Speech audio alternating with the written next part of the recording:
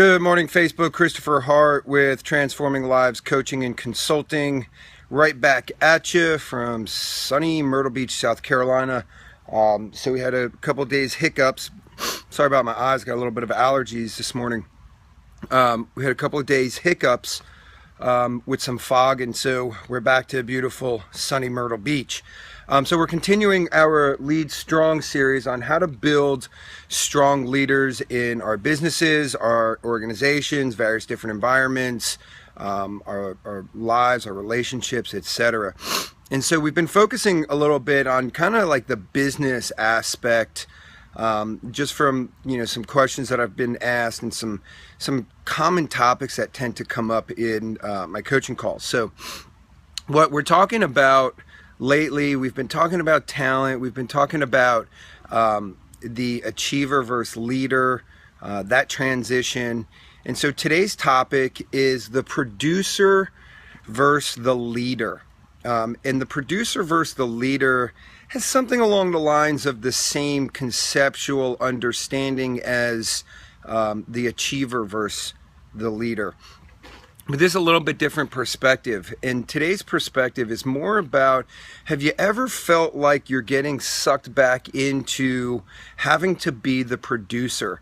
At some level, I think we transition from, starting a small, or we start a small business, we're the main producer. Maybe it's in your real estate business, your mortgage business, your insurance business, whatever business that you're in, where you're the actual producer. You're the one, the name's on the door, people know you, and we start to build a team, we start to build a business, and then we have this desire and or need to elevate into leadership, where we're not the day-to-day producers. We have people that are doing that for us, which is conceptually the way we grow businesses. But then there just comes this time where there's this pull, there's this magnetization that pulls us back into being that producer. And it's really difficult for many leaders to be able to be that leader and that producer. And so we're going to explore that today. And I believe that some of it has to do with psychology, some of it has to do with planning and preparation, and some of it has to do with just low-level leadership abilities. So we're going to navigate and explore each one of those. So what tends to happen that drives this magnetic pull back into being that producer when in reality we have that desire to be that leader? Well, for starters, I believe that sometimes we have these desires in our business. You tend to see it very commonly this time of year, where we're starting to round out the year, we're looking at our goals, maybe we fell short, maybe we didn't. Maybe 2017 is a year in which we really want to exponentially increase our production, and we look at how are we going to make that happen, and the how has us baffled, right? Like, my people, they're just chugging along doing this, right? Whatever that is, that's their space of production, and I don't see how I can get my people to produce any more than that. And so what starts to happen in our heads is, I need to get it back into production. If I just go back into production, then we can go do this. You see, I think that's a psychology issue. It's a psychology issue that many of us achievers, right? This goes back to the achiever leader video we did not too long ago. Many of us achievers believe that we're the only ones that can do it. Nobody can do it better than us. Why? Because we've been the producer the whole time. We've been the one, that has been responsible for production. So anytime we need an increase of production, we just jump back in. Why? Because we've labeled ourselves as the producer. You see, labels play a big part in who we become, who we are, what we do, what we accomplish. And so if you believe yourself to be the producer, that tends to lend to the psychology that nobody can do it as good as you, or maybe you do believe people can do it better than you just don't believe you can attract those people into your business, or why would they come work for you? And so the easy answer is I just jump back in, make stuff happen, boom, we hit our goal, and I can go back to being the leader again. It's not that simple, okay? It's not that simple.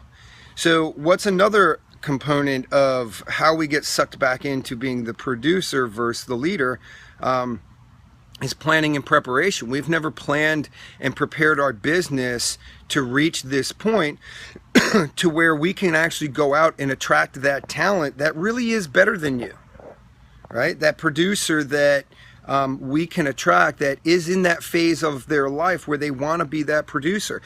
There are people out there that don't desire to be the leader. Like, their maximum effective range is the producer.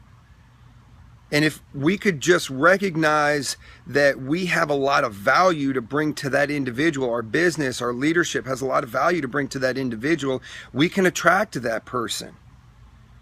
Now, your leadership, this is where the leadership end tends to come in. Your leadership is going to dictate whether you can attract that person, you can keep that person, and that person becomes the vehicle by which you elevate from missing your goals to hitting your goals, or having hit your goals this year and incrementally increasing your business, or significantly increasing your business in this next year coming about. So how do we make this happen?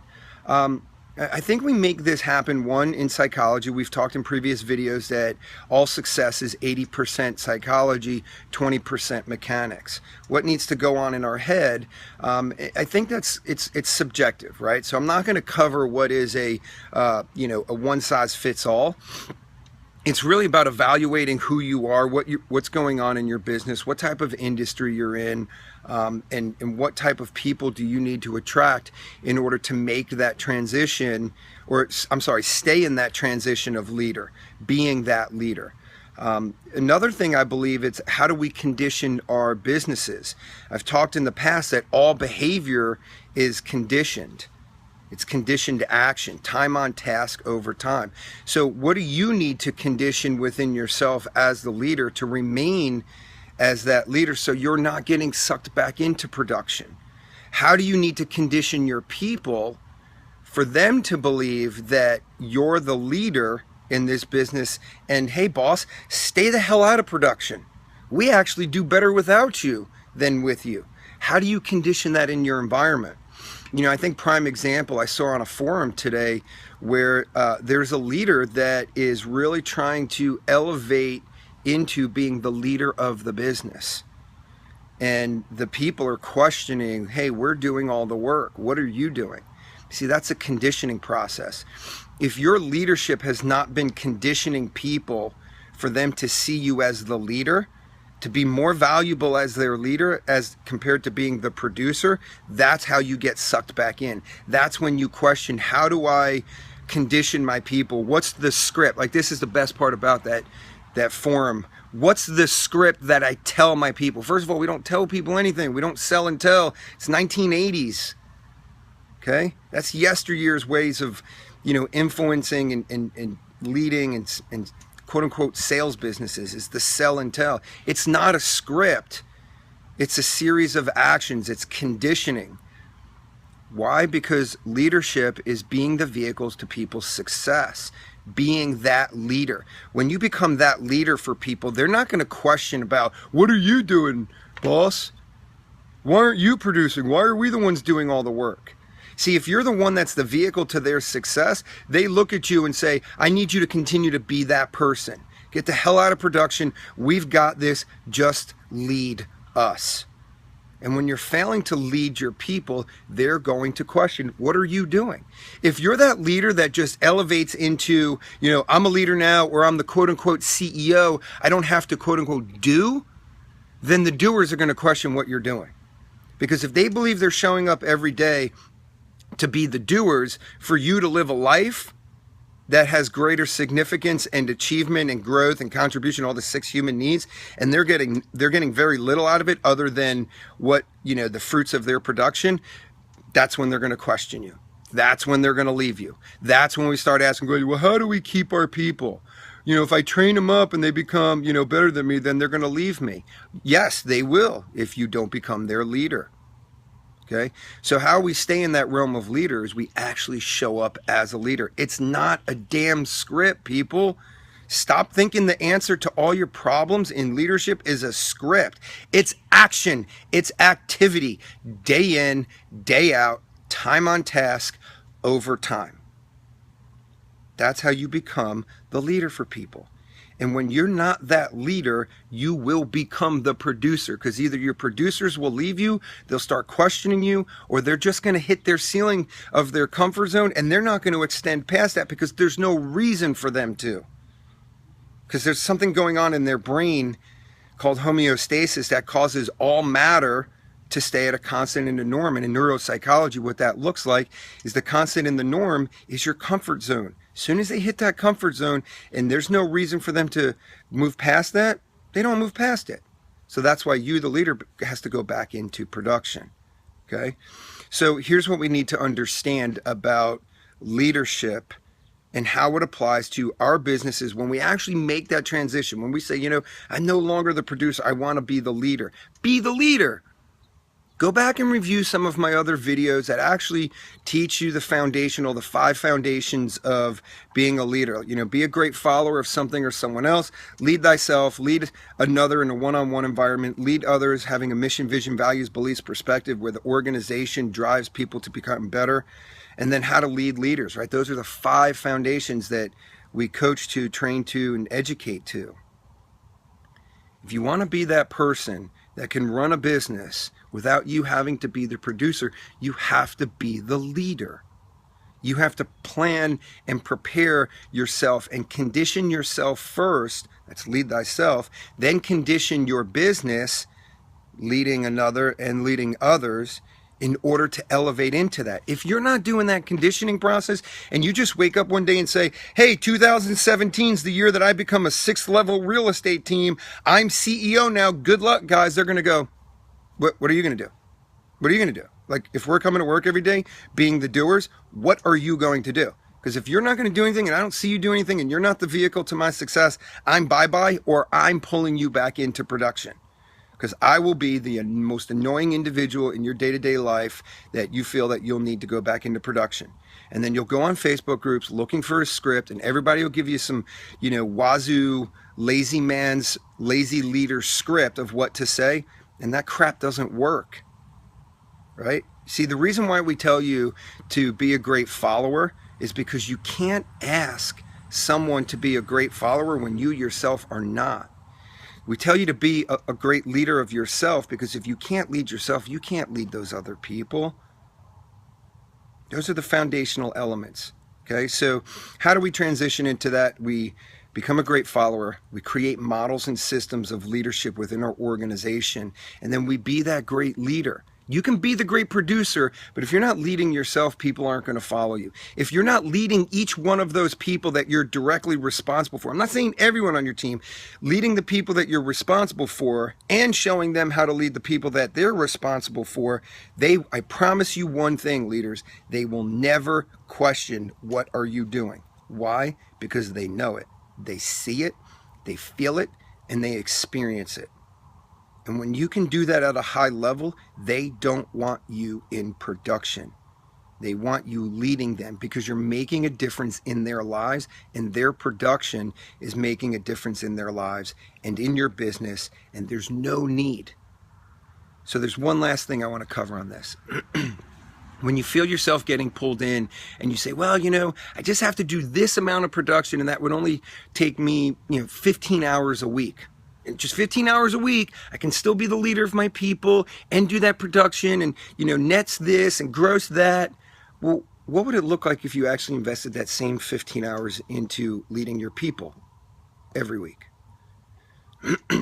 What would it look like if you invested into 15 hours a week of being a leader with a very detailed plan that encompassed consistently recruiting talent to your organization, training them, right? Putting them through a training process, or investing time each week planning and preparing that training process that they can plug into that doesn't need you in a day-to-day capacity.